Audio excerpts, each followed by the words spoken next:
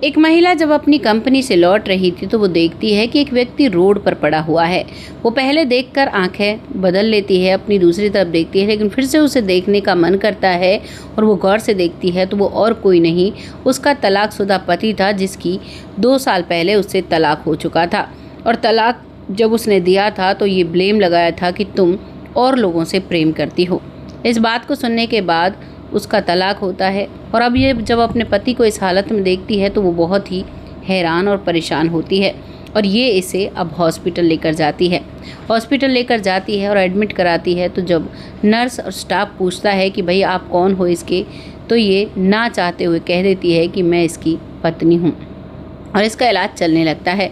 हालांकि जो लाइफ अब वो जी रही थी, वो जितना कमाती थी उसे अपने ऊपर खर्च कर देती थी। बस इतने पैसे जमा करके रखे थे कि कभी कोई हारी बीमारी में काम आ जाए। लेकिन अब जो होता है, जो सच्चाई इसके सामने आती है, उसे जानकर ये फूट फूट कर रोने लगती है। और ये व्यक्ति जो कि मानसिक तौर से बीमार हो चुका था, जो इसका पति था, आखिर कैसे हुआ था इस कहानी में और क्या हुआ था, क्योंकि इन्होंने लव मैरिज की थी। लव मैरिज के बाद भी इतनी दूरियां आ जाती हैं। बहुत ही रोचक कहानी है, तो बने रहे कहानी में मेरे साथ। नमस्कार, मैं महक चौधरी और आप सभी से प्यारी सी रिक्वेस्ट करना चाहूँगी, जो भी इस फेसबुक पेज पर नया आया है उसे फॉलो करना ना भूलें। साथ ही साथ अगर कोई यूट्यूब चैनल पर देख रहा है तो इसे सब्सक्राइब करना ना भूलें। तब तक आप इस कहानी का मज़ा लीजिए, इसे सुनिए और इसके बारे में कमेंट लिखिएगा कि आपको क्या लगा है इस कहानी को सुनकर। नमस्कार, मैं महक चौधरी। आज की कहानी शुरू होती है भोपाल से। भोपाल में एक लड़की होती है। लड़की का नाम मीरा है। लड़की जो कि एक अमन नाम के लड़के के साथ जॉब करती है। अमन जो भी अपने काम में बहुत परफेक्ट था, मीरा भी बहुत परफेक्ट थी। बहुत अच्छे से ये काम काज किया करते थे। दोनों के परिवार बहुत अच्छी फैमिली थी। अब जो ये अमन और मीरा प्रेम करने लगे थे, तो इस प्रेम के खिलाफ लड़की के माता पिता भी थे और लड़के के माता पिता भी थे।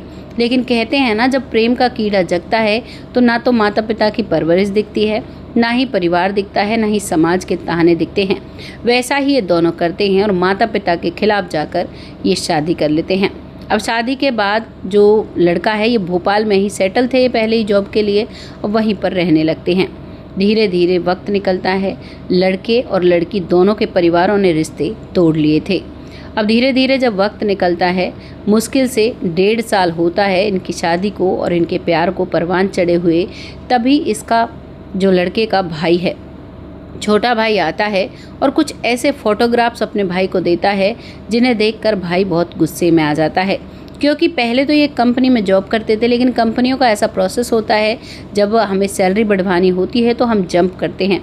दूसरी कंपनी में थोड़ा एक्स्ट्रा पैसा मिलता है और सिंपल सी बात है, जॉब जो करते हैं वो पैसों के लिए करते हैं। और यही सिलसिला यहाँ पर होता है। ये जो लड़की मीरा होती है, ये दूसरी कंपनी में शिफ्ट कर जाती है और वहाँ पर रहकर जॉब करने लगती है। अब कई बार इसे अपने क्लाइंट्स के साथ मीटिंग करनी होती थी, कभी किसी कैफ़े में बैठकर, तो कभी नए नए लोगों से डील करनी होती। तो ये तो कंपनी का जो जॉब होती है उसका एक प्रोसेस होता है। लेकिन यहीं पर ये सारी चीज़ें पति जानता था, लेकिन कई फ़ोटोग्राफ्स इस तरीके से खींचे गए जिसमें ऐसा लग रहा था कि भाई ये तो मीटिंग नहीं, कुछ और ही चल रहा है। अब वो फ़ोटोग्राफ्स अमन के पास आ चुके थे। इनको देखकर ये इससे लड़ता है और इस पर बार बार शक जताता है। लेकिन एक दिन ये कह देता है कि ऐसी बात है, मुझे अब तुम्हारे साथ नहीं रहना। मेरे माता पिता बिल्कुल सही कहते थे, जो लड़की प्यार कर सकती है वो आगे भी किसी से प्यार कर सकती है, इसकी कोई भी गारंटी नहीं होती। वो अच्छे से अपनी ज़िंदगी को जीना चाहती है। तुम्हें जहाँ ऐशो आराम दिखता है तुम वहीं भागती हो। जबकि मीरा बिल्कुल भी ऐसी नहीं थी। मीरा के दिल को ठेस पहुँचती है और मीरा भी तुरंत कह देती है कि ठीक है, फिर मुझसे तलाक ले लो, और इन दोनों का तलाक हो जाता है। उसके बाद ये जो लड़का अमन है, ये कहता है कि ठीक है, मैं तो अब जॉब वॉब सब छोड़ रहा हूँ, मैं अपने गाँव जा रहा हूँ। और वे जॉब छोड़कर अपने गांव चला जाता है। मीरा अपनी ज़िंदगी में बहुत दिनों तक इमोशनली प्रॉब्लम्स फेस करती है, लेकिन धीरे धीरे ये भी संभल जाती है। अब ये ज़िंदगी जी रही है, नौकरी कर रही है, और जब ये नौकरी वापस आ रही थी तो उसी समय ये अपने पति को बहुत बुरे हालत में रोड पर पाती है।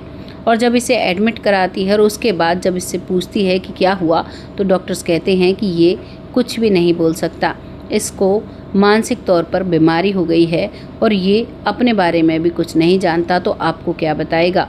इस चीज़ को सुनकर मीरा को बहुत बड़ा धक्का लगता है। वो सोचती है कि आखिर इसके साथ ऐसा कैसे हो गया, क्या हुआ होगा इसकी लाइफ में। अब ये मीरा को ये तो पता था कि इस गांव में इसका ससुराल है, लेकिन उसे घर नहीं देखा था। अब वो एक फैसला लेती है। पहले तो अपने पति को अपने घर छोड़ती है, एक मेड रखती है और जो पैसे बचाए थे उनसे उनका इलाज करवाती है और एक साइकोलॉजिस्ट को दिखाती है। साइकोलॉजिस्ट कहते हैं कि भाई वक्त लंबा चलेगा और तुम इसका ट्रीटमेंट करवाओ और ट्रीटमेंट से ठीक हो जाएंगे। अब वो ट्रीटमेंट चालू कर देती है और ट्रीटमेंट चलता रहता है और अब ये फैसला करती है कि आखिर वो कारण क्या था जिस वजह से ऐसे इसके साथ ये हुआ है।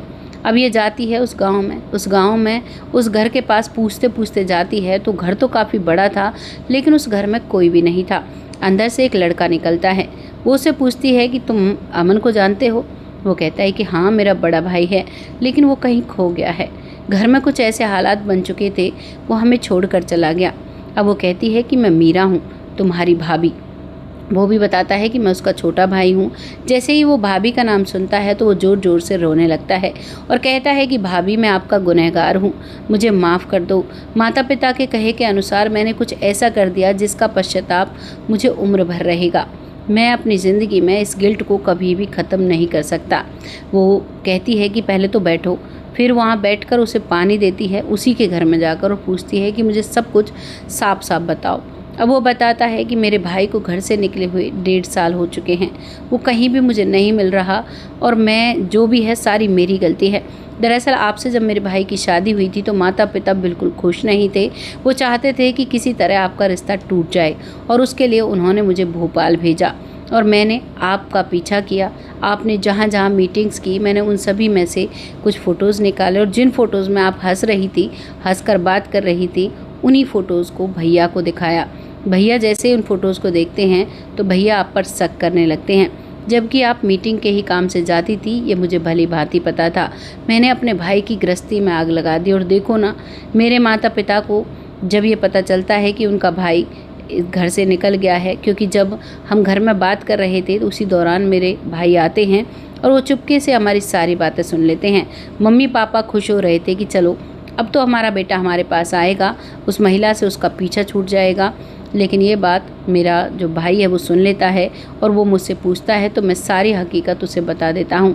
वो वहीं पर चीखने चिल्लाने लगता है और उसी वक्त घर से निकल जाता है। उसके बाद मैंने उसे काफ़ी ढूंढा है लेकिन कहीं भी नहीं मिला। अब यहाँ पर वो कहती है कि मम्मी पापा कहाँ हैं, तो वो बताते हैं कि जैसे ही वो घर से निकला और उसका कोई भी अता पता नहीं था, ना कोई फ़ोन नंबर, तो मम्मी पापा बहुत परेशान रहने लगे और धीरे धीरे उन्होंने खाना पीना छोड़ दिया और वो भी इस दुनिया से चले गए।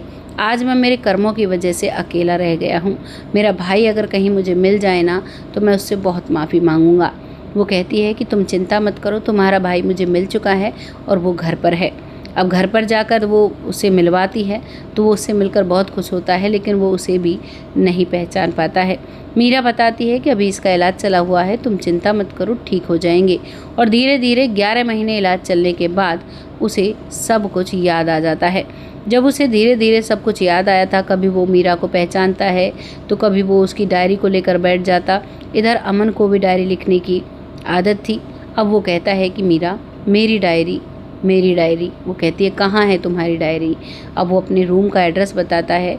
उस रूम के एड्रेस पर दोनों जाते हैं और वहाँ जाने के बाद उस डायरी को देखते हैं। उस डायरी में इतनी सारी बातें लिखी हुई थी मीरा के बारे में कि मीरा उन्हें पढ़कर ही रोने लगती है और कसकर अपने पति अमन को गले लगाती है और उसी हालत में उससे एक मंदिर में शादी कर लेती है और अब वो कुछ दिनों में ही बिल्कुल ठीक हो जाता है। अब वो बार बार माफ़ी मांगा करता है कि मैंने तुम्हारे साथ बहुत गलत किया था ना, इसीलिए भगवान ने मुझे सज़ा दी थी, लेकिन मैं कभी भी अब तुम पर शक नहीं करूँगा। अब वो खुशी खुशी रहते हैं। ये कहानी यहाँ संपूर्ण होती है। आपको ये कहानी कैसी लगी कमेंट बॉक्स में ज़रूर लिखिएगा। यहाँ पर ये महिला अपने देवर को भी यहीं बुला लेती है भोपाल में और गांव की प्रॉपर्टी को बस ऐसे रखते हैं कि टूर के लिए वहाँ जाते हैं, घूम फिर कर आ जाते हैं। खेतों को पट्टे पर दे रखा है और घर में एक माली को बसा रखा है। इस तरीके से अब इनकी ज़िंदगी पट रही है और इसका जो पति है और जो देवर है, इस देवर की भी ये शादी करवा देती है एक अच्छी सी लड़की से, वर्किंग लड़की होती है, और अब इनका जीवन सेटल हो जाता है। आपको इस कहानी को जानकर जैसा भी लगा है आप अपना प्यारा सा कमेंट ज़रूर दीजिएगा। बहुत जल्द ऐसी ही किसी सच्ची और अच्छी कहानी के साथ आती हूँ। तब तक आप सब खुश रहें, रिश्तों पर थोड़ा भरोसा करना सीखें, क्योंकि जब रिश्तों में भरोसा नहीं रहता है तो रिश्ते तिनकी ताश के पत्तों की तरह बिखर जाते हैं। बाकी आपको जो लगता है लिखिएगा। तब तक के लिए जय हिंद, जय भारत।